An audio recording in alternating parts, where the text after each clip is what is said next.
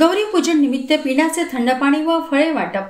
विठ्ठल मंदिर प्रभागातील विठोबा खिडकी बाहेर इरेनदी घाटावर दरवर्षीप्रमाणे याही वर्षी 7 वर्षांपासून गौरी पूजन निमित्त पिण्याचे थंड पाणी व फळे वाटप करण्यात येत असून समाजसेवक राहुल देवतळे व मित्रपरिवार यांच्या पुढाकारातून यावर्षी सुद्धा 26 व 27 ऑगस्ट रोजी पूजन स्थळी थंड पाण्याची सोय व फळे वाटप करण्यात आले।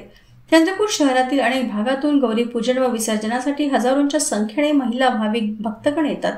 प्रशासनाने इथे कोणतीही पिण्याच्या पाण्याची व्यवस्था न केल्यामुळे मागील अनेक वर्षांपासून हा उपक्रम चालू आहे।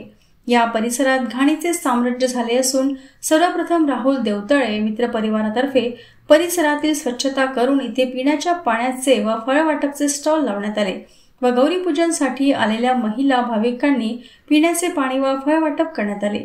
समाजसेवक राहुल देवतळे यांनी प्रशासनाला अशी मागणी केली की इरेनदी घाटातील परिसरात सणानिमित्त अनेक भाविक भक्तगण येतात।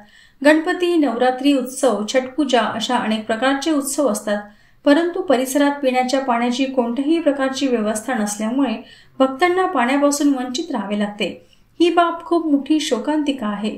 यामुळे प्रशासनाला आमची व चंद्रपूर शहरातील जनतेची अशीच मागणी आहे की या परिसरात पिण्याच्या पाण्याची व्यवस्था करावी अशी चंद्रपूर शहरातील नागरिकांकडून व समाजसेवक राहुल देवतळे यांच्यातर्फे करण्यात आली।